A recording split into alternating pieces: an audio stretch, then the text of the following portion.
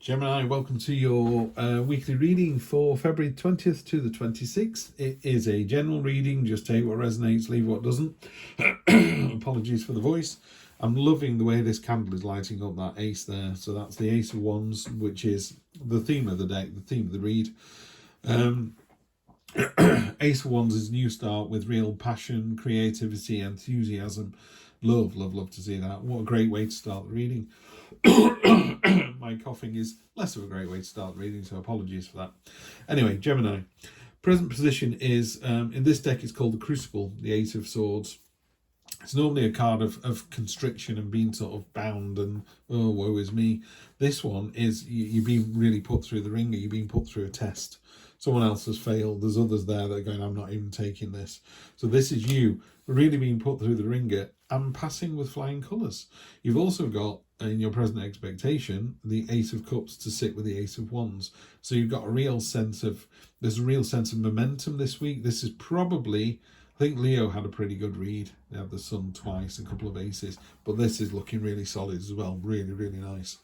So the Ace of Cups is a card of, just these are your dreams, these are your hopes and dreams down here, these poppies, and it's about watering them with intent. You know, you're turning your gaze upon them. You know, you're doing something about it. Yeah, you've got a house full of house plants, you've decided to water them and prune them, and then when you do that, just watch, they just explode into life, don't they? And it's the same with this. So if you've got a real kind of heart on your sleeve moment, you know, it's definitely related to relationships. Pardon me. Could be work, could be a personal relationship. You've got the two down here. So I'm not sure, because again, this is general read. This seems quite worky, but everything else seems quite relationshipy. So you just have to take a call on that yourself. But two aces, really well placed, really kind of enthusiastic, moving forward energy, real joyful kind of, yeah, let's do this. You know, so you're being really honest and open with your emotions. This is what I want, and this is how I'm going to get it, with this real passion and enthusiasm. If there's one word we can use with the High Priestess, which is in your unexpected position, really simply put, intuition. Listen to your intuition. She's all about mystery. She's all about the unknown.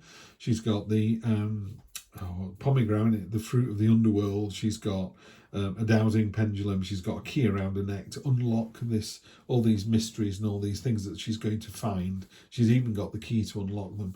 So it's not only about delving into the mystery, it's about solving the mystery as well. Great card. Really powerful female energy. Female energy is about nurturing. It is about others, whereas masculine energy is about self. Feminine energy is about others. It's about pushing your light outwards to other people and everyone benefiting. Love it. Short-term future zone next week. This is great, whether it is work, whether it is a family member, pardon me, whether it's your significant other. Oh dear. Apologies, Gemini. I normally make myself a coffee and I haven't this morning, so guess where I'm going after this reading. So, in this reading, we've got the Two of Cups. Two of Cups, these two angelfish are literally jumping into each other's universes. They're really committing to each other. There's a broken arrow above there, which is end to hostilities. So if it is a work relationship, you've all kind of gone, do you know what? I really do appreciate working with you. If it's a partnership, same deal. You know, you're just loving each other at the moment. And then the long-term future is the Fool, which I just love. I often say to people, if there's a card in this position that you want to kind of hold on to and take over the next 1, 2, 3 weeks, do it. If it's a card that you don't like, put it down like a hot potato. So it was the Five of Pentacles, Five of Swords. I'd be going, yeah, you really want to, you know, ditch that one as soon as you can. The Fool, I would take the Fool all day, every day. You know, the Fool, the Magician, the Hanged Man, particularly in this deck. I'd also take the High Priestess and the two aces as well. They'd probably be in my top 10. So this is a really good read, Gemini.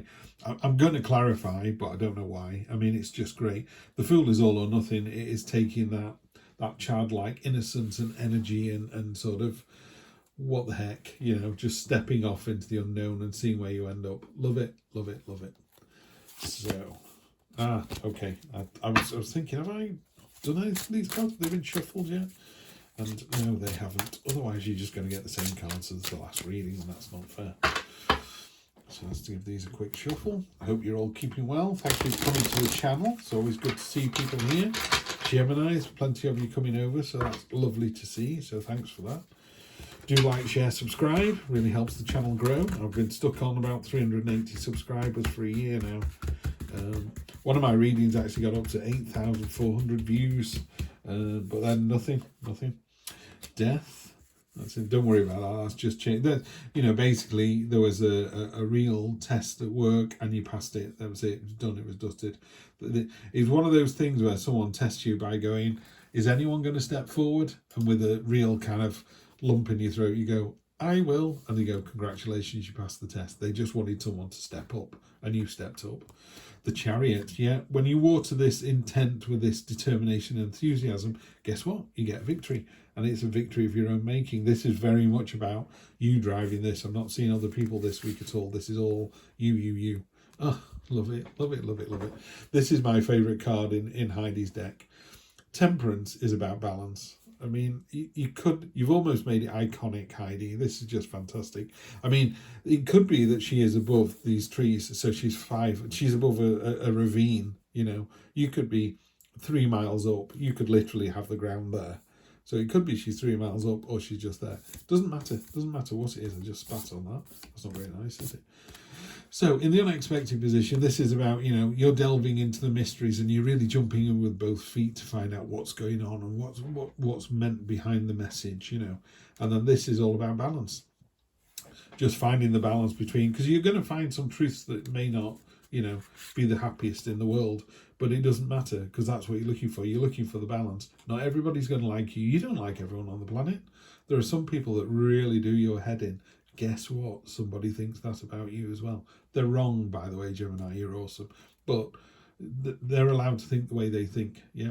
So, you know, when I always recommend people don't gossip because, you know, if you're a gossip, someone's gossiping about you the way you are about them. So maybe best to keep your mouth shut, unless you want to. I don't know. On the two, you know, being so invested in each other's, you know, futures and being a part of that opens up a whole world of choices, you know.